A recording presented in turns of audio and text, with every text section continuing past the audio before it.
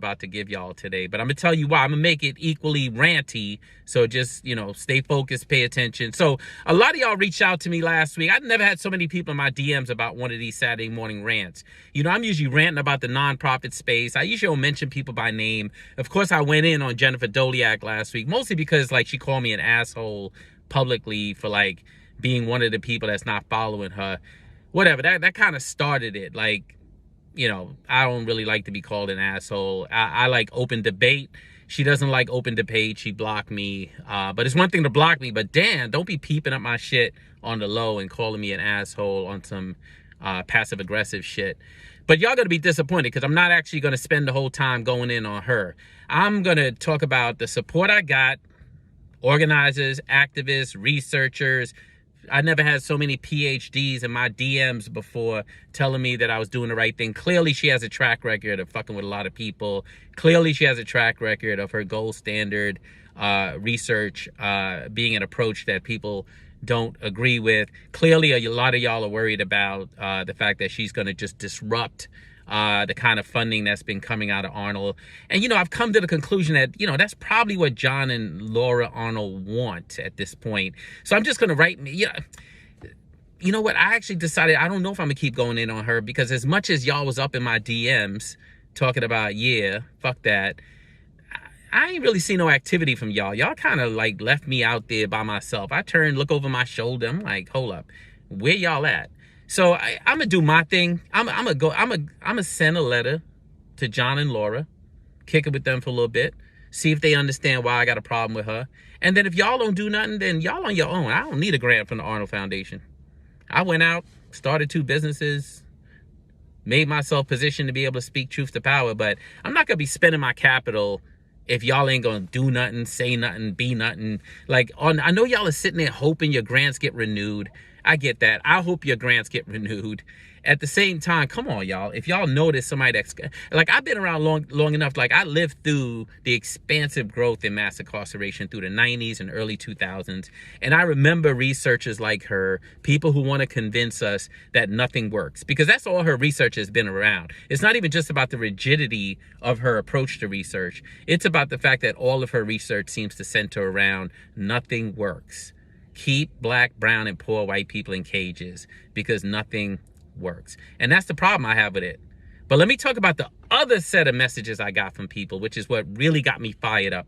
So people were warning me, yo, she's powerful. She comes from a wealthy family that owns a big electric company in some small black town in the South. She is now working for people who have a lot of resources. Don't think they can't cause you harm. There's ways they could get at you. One person was even yo, they might come hurt you physically. I'm like, bruh, I did 6 years up north, a year in Attica. They ain't coming for me physically. But I heed the warnings. And then, y'all were I really care about you. Y'all don't really care about me. Come on, stop playing. Y'all don't care. Y'all might care about the fact that I'm willing to speak up and you need a champion, but don't meet your heroes. Don't think everything about me you're going to love, because I just know that I'm a human being just like anybody else. I just see some shit that doesn't feel right and I want to say something about it, and I'm positioned to be able to say something about it. But y'all got to spend some capital too. Y'all got to put your jobs in jeopardy, put your research in jeopardy, put your income, your grants in jeopardy if you really see someone that's potentially causing harm. I cannot carry this shit by myself. Tried that before, got my ass ripped in two, and none of y'all ain't open your mouth and say shit. Couple of y'all, most of y'all ain't open your mouths and say shit. So I'm leery of people telling me how much they love me for doing the right thing. But let me talk about the people who were calling me things like unprofessional. So I heard that from a couple of people. Most people sent it through somebody else. I know what that means. Unprofessional for black men in leadership, particularly in nonprofit, is like a surrogate for the word nigga. Any way you could try to discredit a black man for speaking truth to power, especially if he's criticizing a white woman, is problematic. Nobody called her unprofessional when she called me an asshole. Y'all ain't got no problem with that, because a white woman could call a black man whatever she wants, especially in nonprofit, and get away with it. But a black man calls her research Karen, and I'm being unprofessional. I guess I'm going to just have to be that. Because if the opposite of unprofessional is scared, I don't want to be that. If the opposite of unprofessional is going along to get along, I don't want to be that. If the opposite of unprofessional is being an Uncle Tom, I don't want to be that. If the opposite of unprofessional is playing this game, I don't want to be that, because I've done it. I did it for 17 years, suited up, minority Negro. I mean, I pushed the envelope, which is what got me pushed the fuck out. But at the same time, like, I played the role. I understood that. I knew where the fuck the line was. Same thing like growing up in Brooklyn and you know which neighborhood you ain't supposed to go into. Ain't no gates around it, but you know which neighborhood you ain't supposed to go into. In nonprofit, black people, brown people, they know what neighborhood they ain't supposed to go into. And I'm not supposed to be in Jennifer Doliak's neighborhood. I get that. But don't tell me I'm unprofessional, because I know what that shit means.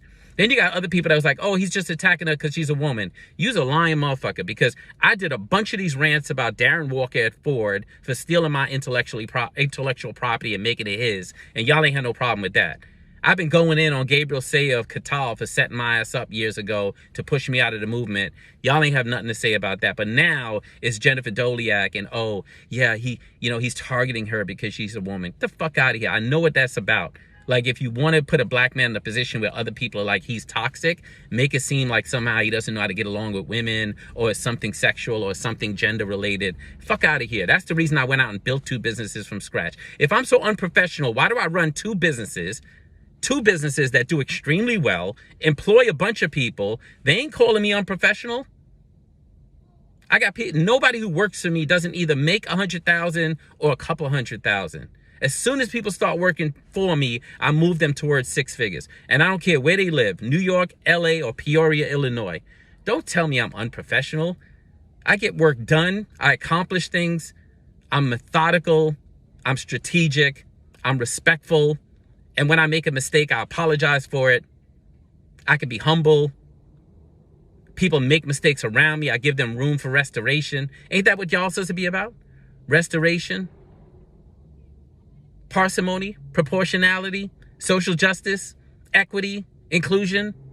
No. Not when a black man opens his mouth and says, oh, research Karen shouldn't be in charge of $50 million a year. She shouldn't. I mean, she disrespected me 8 years ago. None of y'all wasn't saying shit. She called me a fucking asshole then too. So I decided to speak up now. I didn't care then, now, because she's in charge of so much money. But I'm disrespectful. Yeah. All right. I'll be that. This reminds me of like 6 years ago when a foundation told one of my clients, if you continue to work with Glenn Martin, we're not going to give you this $30 million grant. At least I know what the fuck I'm worth, $30 million. I'll never forget that. I can't give you more details because I signed all these legal documents. Yeah, we signed some legal documents because they were like, yeah, here's some walk money, because that's how shit gets done. But I can't really give you details. But it reminds me of that, like, whatever the fuck it takes to keep Glenn Martin quiet. I don't know if you'll ever be able to keep Glenn Martin quiet, because the first time you had a chance to keep me quiet, I realized what was going on. Because in nonprofit, if you want to harm a person, you take away their ability to move through the space. You blacklist them, you give them no access to resources, and they dry and shrivel up like a grape on the vine and fall away. Except, what made you think my entrepreneurial skills wasn't going to be applied somewhere else? I just went out and built 2 businesses and created enough income so I could speak truth to power. But I'm not going to speak it on y'all behalf if y'all ain't going to stand up and say something. That's what advocacy is about. You really want to end mass incarceration? You really think that we lock up too many people? You really think that we have policies that are unfair? You think you're going to change that by just, asking people to do the right thing? No, power concedes nothing without a demand. Where's your demand? I'm not going to be standing out here by myself. I did that shit before, and that shit got me ripped. That got my family ripped. That got my loved ones ripped. So I see through the bullshit. Like, spend some of your capital. Like, if you think she don't belong there, write a letter to John and Laura Arnold. I'm about to write a letter. Maybe I'll make it an open letter to inspire y'all. I wrote an open letter criticizing Barack Obama right after he got in office, when black people still thought he was the great black hope. Got invited to the White House, was told I couldn't come in because I got a criminal record. You think my progressive colleagues didn't tell me that I shouldn't write a letter, that he's progressive, that he's one of the good black guys, that you should do it? No, I wrote an open letter and put that shit out in the world and got it published in the newspapers, and they got embarrassed and called me to the White House and apologized and all that stuff. But what was more important was that they stopped blocking people with criminal records from entering the White House. Why? Because I spent political capital. Because y'all was like, yo, you should be doing the right thing and you should stay in line. And I was like, nah, I'm not going to stay in line. And yeah, I learned a lesson. I learned that if y'all tell a nigga to stay in line and he don't stay in line, that there's a price to pay, whether it's the same day, a week later, a month later, or years later. I get that. I know there's always a price to pay. But we're only on this earth for a very short amount of time. I'm way beyond the halfway mark. I got to just have a legacy that says, right or wrong, he did the right thing. He did what he thought was right. He did what lined up with his values. Sometimes he got it right. Sometimes he got it wrong. But you know what I didn't do? Run around calling people fucking unprofessional because you somehow don't have the courage to speak up. You know that there's something wrong here and you don't want to speak up, or you're enjoying the largesse from the foundation. That will never change for you. Your position to always get a grant, and you don't give a damn about other people that's putting pressure on this woman because they feel as though she's going to move the movement in the wrong direction. For a lot of people, it's not even just about the grant.